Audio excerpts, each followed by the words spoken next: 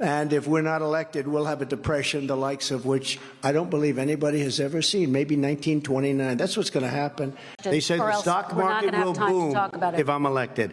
If he's elected, the stock market will crash. Okay. To finish, we've seen now in the better part of 2 years, the Dow's never been higher. The other averages racing along. We'll tell you what sparked this and what it could mean and portend for you in the months ahead, your world. All throughout 2020 and as recently as the past 48 hours, Donald Trump repeatedly predicted that the economy, or more specifically the stock market, which is the only part of the economy that he cares about, would crumble if Joe Biden became president. And yet we also learned in the past 48 hours that the stock market has hit an all-time high under President Biden, exceeding any of its peaks under Donald Trump, which gives us another opportunity yet again to explore the fact, the consistent trend, that the American economy generally performs better when Democrats are in power. But before we unpack all that, if you haven't yet, please hit that like, subscribe, and the alert bell. All right, folks, I have several clips to play, but just again to set the stage, it is a consistent fact. We have decades of data to prove it, that the economy on all major macroeconomic metrics performs better when Democrats are in power. We talk about it time and time again, because even though there are legitimate, genuine financial pains affecting millions of Americans across this country, that's generally the case no matter who's in power. People suffered when Trump was president, when Obama was president, when Bush was president, all the way back to George Washington. And we have to do everything in our power to make the economy work for as many Americans as possible. So there's plenty of work to be done. But the stats don't lie, the facts don't lie, and the numbers are squarely on the Democrat side, except for perception on polling. And that does matter, and we'll get to that in just a second. But as a refresher, this is something Donald Trump said in the past 48 hours. The Biden administration is running on the fumes of the great success of the Trump administration. Without us, this thing would have crashed to levels never seen before. And if we're not elected, we'll have a depression the likes of which I don't believe anybody has ever seen, maybe 1929. That's what's going to happen. That's basically a regurgitation of things that he said back in 2020. As a matter of fact, I want to play this clip here. This was from the 2020 debate between Trump and Biden, in which he made a very similar promise. They said the stock market will boom if I'm elected. If he's elected, the stock market will crash. Okay. 12 seconds later. That bell marks a new record high for the Dow Jones Industrial Average, going to close above 37,000 for the first time ever. For the first time ever, that's an all-time peak. So this is a tired refrain from Donald Trump. As a matter of fact, I want to play this too. It's a different clip, but Fox News is reporting it. And it's always fun when Fox News has to report positive economic news when a Democrat is in power. To finish, we've seen now in the better part of 2 years, the Dow's never been higher. The other averages racing along. We'll tell you what sparked this and what it could mean and portend for you in the months ahead, your world. So again, phenomenal news.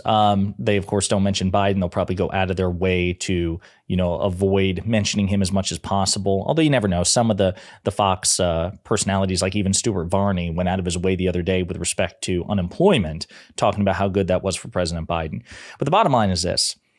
Of all the major macroeconomic indicators, I just want to say the stock market, as far as I'm concerned, is the least important or the least impactful. Like you compare it to jobs or GDP growth, right? Those are more important macroeconomic statistics, economic indicators, because they affect more people. The stock market, relatively few people in this country, relatively few, still millions of people, I'm sure, have stocks. The vast majority of Americans need jobs, right, and are more directly affected by their jobs. But for conservatives, stock market performance is the absolute most important thing that they think about, and certainly important to a billionaire like Donald Trump. And yet we see that even on that particular metric, Biden is outpacing Trump or is outperforming Trump with respect to peaks, right? This runs in complete contradiction to what Trump has said for years now. Morning Joe is also talking about, and we'll play this clip here by Joe Scarborough, where hopefully, as we get closer to the election and these positive economic trends continue, this will be reflected in the polling. I've got to say, Willie, it's amazing that he said that stock market crash, all-time record high yesterday. Donald Trump, at the same time, Donald Trump is saying Joe Biden has gotten us into a depression. The numbers are really strong across most of the sectors. You've got actually economists who had been predicting a recession, saying that's not going to happen.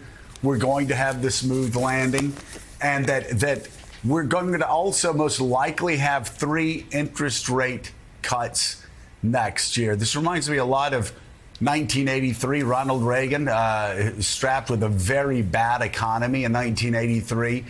His approval rating got as low as 35%. He averaged 41% approval ratings on Gallup throughout 1983. That's about where Joe Biden is right now.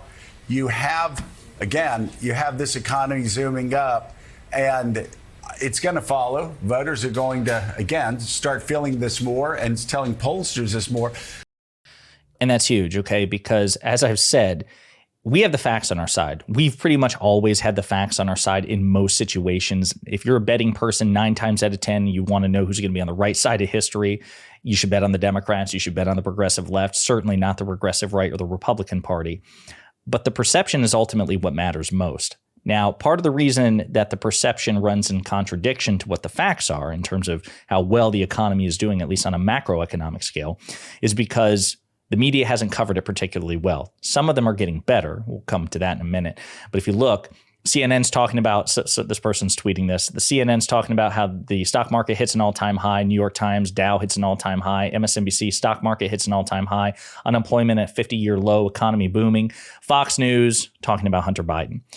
And it's important to remember because Fox News, in terms of the mainstream media, is the single greatest pathway to, 30 to 45% of the country. It's the most popular individual news network in mainstream media, and they have very little interest in covering positive economic news when a Democrat is in power. So the media is starting to get better. We have to get CNN, AP, Reuters, the New York Times to constantly hype it up. And it's been pulling teeth. I mean, we've talked about previous examples where Donald Trump achieves a certain level of unemployment in 2018, and Reuters and the Associated Press and the New York Times are giving standing ovations. President Biden achieves that in 2021 or whatever, and then it's like, well, it's a sluggish, unemployment rate, just a radically different set of standards. Republicans are graded on a curve even in the mainstream media. We're starting to see a bit of a reversal of that, and it needs to continue. Now, what's funny is I showed a clip or showed a tweet of how Fox News is talking about the impeachment inquiry into President Biden. That'll be the topic of a different video, while the stock market is performing at an all-time high. And what's funny is people pointed this out. Back in 2019, when Donald Trump was being threatened with impeachment, validly, by the way, he says, "You mean the stock market hit an all-time high, record high today, and they're actually talking impeachment?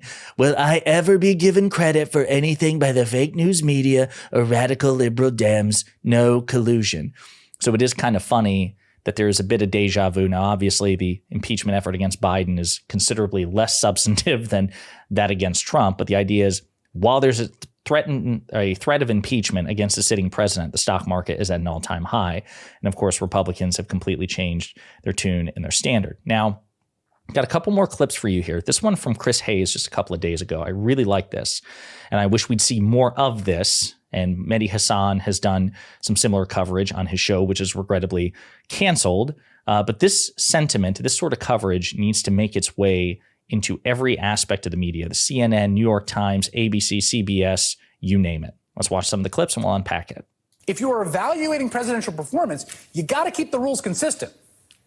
Donald Trump and his buddies on Fox want to praise him for the great economy from 2017 through 2019 while ignoring the 2020 disaster that unfolded under his watch. They want you to believe Trump's term only lasted 3 years and then he just disappeared before Biden took over and a bunch of bad stuff happened under his watch.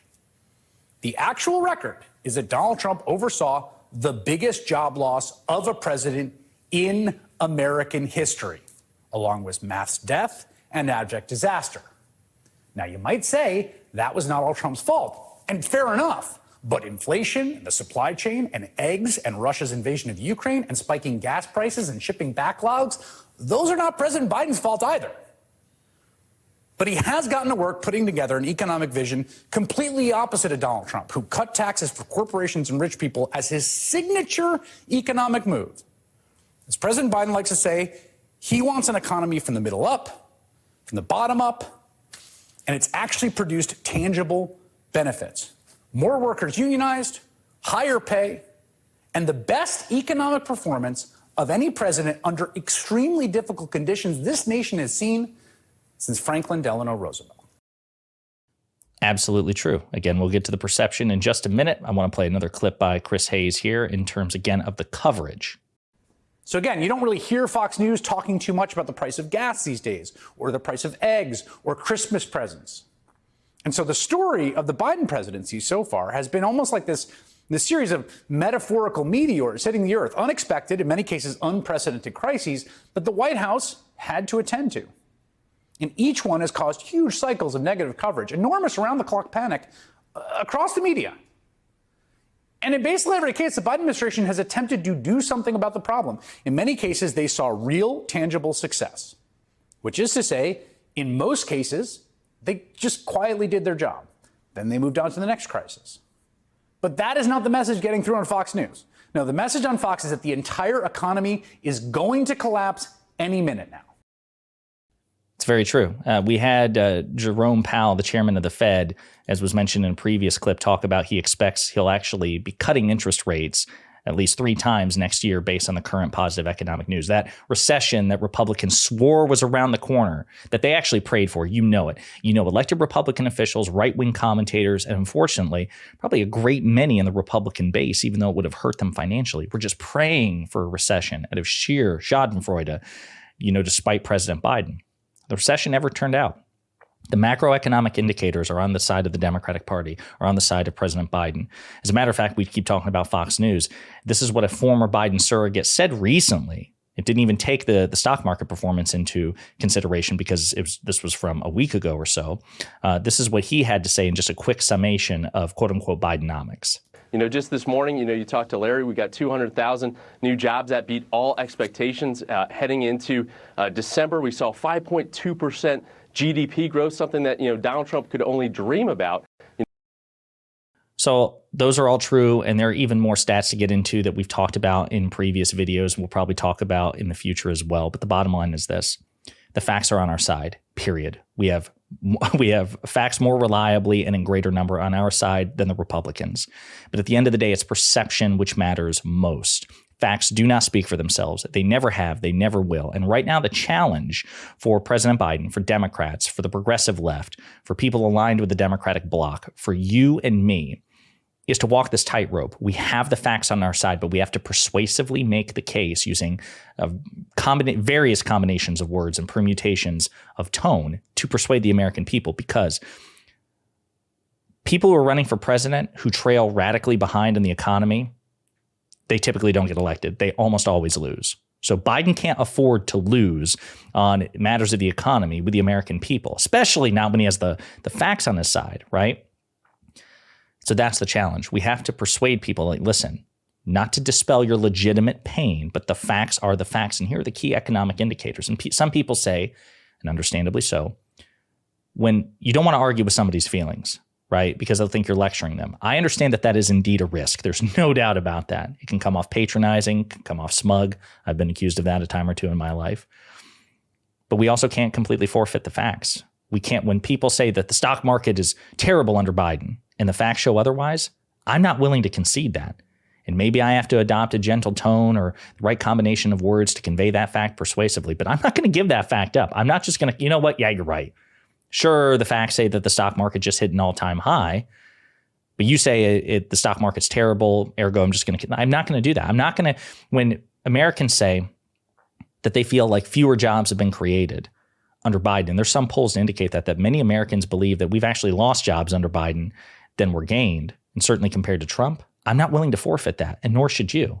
We have to very carefully try to make the case persuasively to people, but the facts are the facts. And it's up to us to use those facts to sway public opinion. And some of you may say, well, listen, that can't be done. But that's the entire point of political commentary. That's the entire point of politics, period, is to change minds. Part of the reason that Republicans are so effective right now, they're benefiting from a 30-year high in terms of the disparity in public perception on the economy between the parties.